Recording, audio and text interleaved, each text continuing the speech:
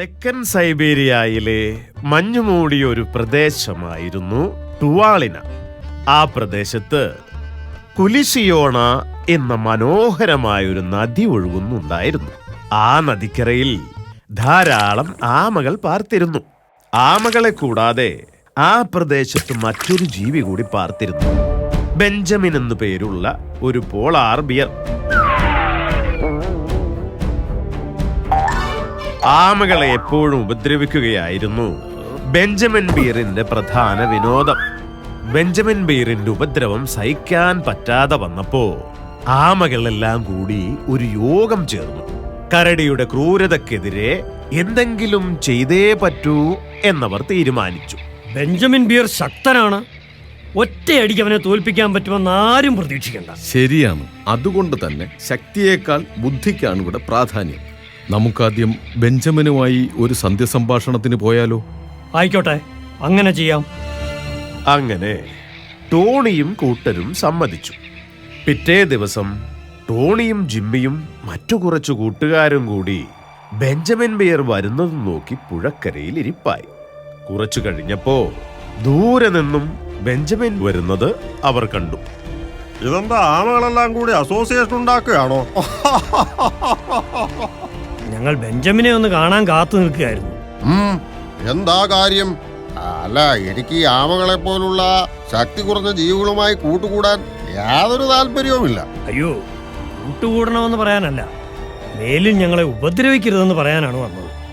ഓഹോ, C mister, എന്താ പേര് പറഞ്ഞത്? ടോണി. Tony turtle. എനിക്ക് ഈ ആമകളുമായി വഴക്കുണ്ടാക്കാൻ യാതൊരു താല്പര്യവുമില്ല. ആക്ച്വലി എനിക്ക് വഴക്കുണ്ടാക്കാൻ പറ്റിയ ഒരു ടീമേ അല്ല നിങ്ങൾ.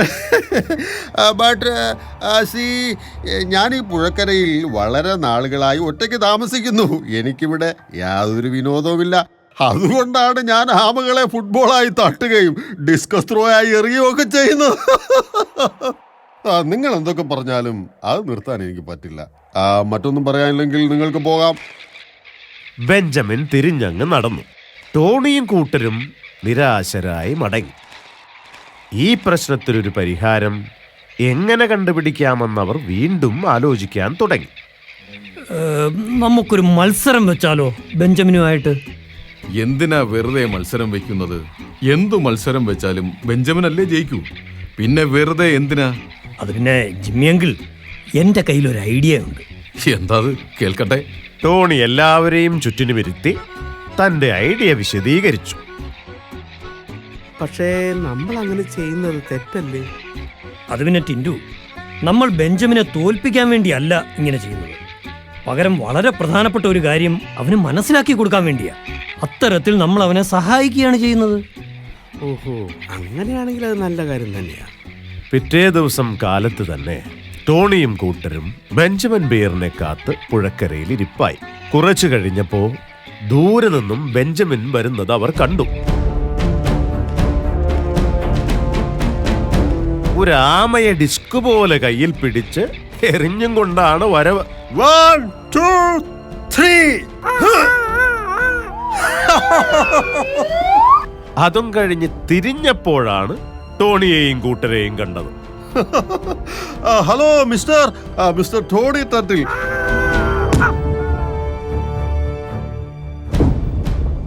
എന്താ, ഫുട്ബോൾ കളിക്കാൻ കൂടുന്നുണ്ടോ? ആമകൾ എങ്ങനെ ഫുട്ബോൾ കളിക്കാനാണല്ലേ? സാരമില്ല, ഫുട്ബോളിന് പകരമായിട്ട് ഒന്ന് നിന്ന് തന്നാ മതി. ഞാൻ അടിച്ചു തെറിപ്പിച്ചു കൊള്ളാം. ബെഞ്ചമിൻ, ഞങ്ങൾ വന്നത് ഫുട്ബോൾ കളിക്കാനല്ല, പകരം മറ്റൊരു മത്സരത്തിനാണ്. നിനക്ക് ചുണയുണ്ടെങ്കിൽ ഈ ടോണിയുമായി ഒരു റേസ് നടത്തി അതിൽ ജയിക്ക്. അപ്പോൾ കാണാമല്ലോ നിന്റെ മിടുക്ക്. എന്തമ്മേ, എനിക്ക് ചിരിക്കാൻ വയ്യേ.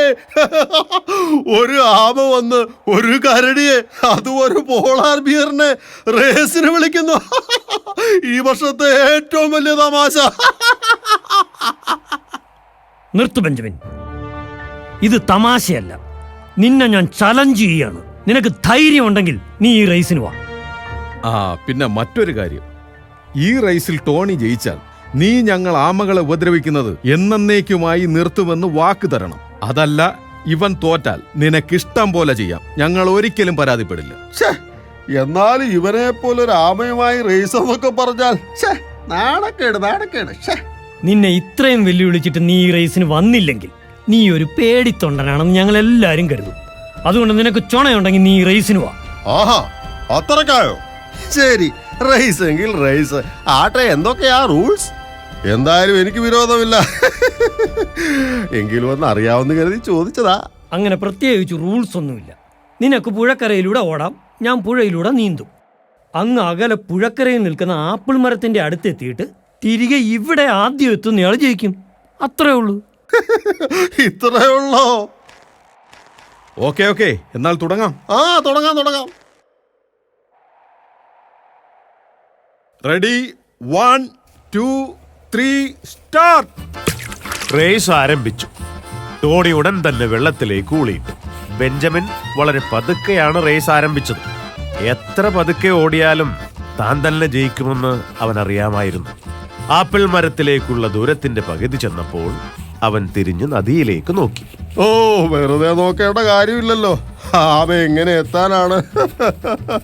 പെട്ടെന്ന് അവന് കുറെ മുന്നിലായി നദിയിലൊരു ശബ്ദം കേട്ടു.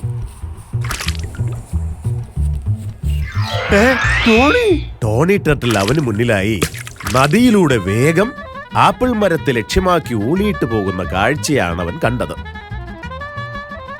ഞാൻ കുറച്ച് റിലാക്സ് ചെയ്തു, അതുകൊണ്ടാ ഈ പീറ ആമ മുന്നിൽ കയറിയത്. എന്തായാലും ഇനി അത് വേണ്ട.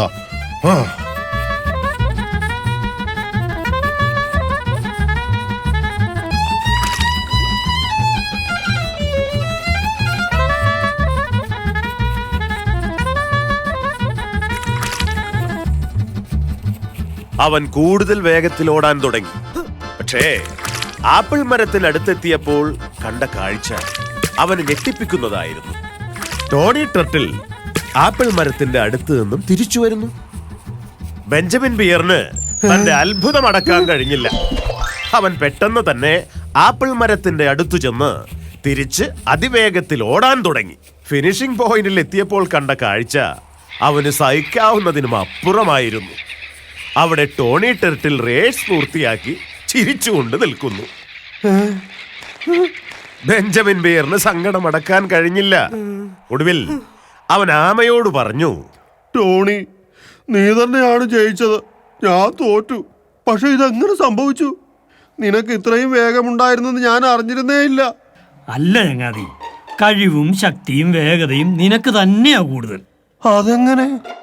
അതോ ഇപ്പൊ പറയാം. ടോണി ഒരു പുഞ്ചിരിയോടെ തന്റെ കൈകൾ ഉച്ചത്തിൽ കൊട്ടി. പെട്ടെന്ന് തന്നെ ടോണിയുടെ കൂട്ടുകാരായ എല്ലാ ആമകളും പുഴയിൽ വന്ന് അണിനിരന്നു. അവർ ഒരുമിച്ച് കൈ ഉയർത്തി ഒരേ സ്വരത്തിൽ പറഞ്ഞു. ബെഞ്ചമിൻ ബിയർ ടോണിയുടെ നേരെ തിരിഞ്ഞ് സംശയത്തോടെ ചോദിച്ചു, അത് അപ്പോൾ? അതെ ബെഞ്ചമിൻ, നീ ഈ റേസിനിടയിൽ ഓരോ സ്ഥലത്തും കണ്ടത് എന്നെ അല്ലായിരുന്നു, എന്റെ ഈ കൂട്ടുകാരെ ആയിരുന്നു. യഥാർത്ഥത്തിൽ റേസ് ജയിക്കാൻ വേണ്ടിയല്ല, നിന്റെ അഹങ്കാരത്തെക്കുറിച്ച് നിന്നെ ബോധ്യപ്പെടുത്തുക എന്നതായിരുന്നു ഞങ്ങളുടെ ഉദ്ദേശം. നീ തന്നെയാണ് ഈ മത്സരത്തിലെ യഥാർത്ഥ വിജയം. അല്ല ടോണി, ഇത് വിജയമല്ല, പരാജയമാണ്. ഞാൻ തോറ്റു. സത്യത്തിൽ നിങ്ങൾ എന്റെ കണ്ണു തുറപ്പിച്ചു. എന്റെ അഹങ്കാരത്തെക്കുറിച്ച് എനിക്ക് മനസ്സിലാക്കി തന്നത് വഴി വലിയൊരു കാര്യമാണ് നിങ്ങൾ ചെയ്തത്.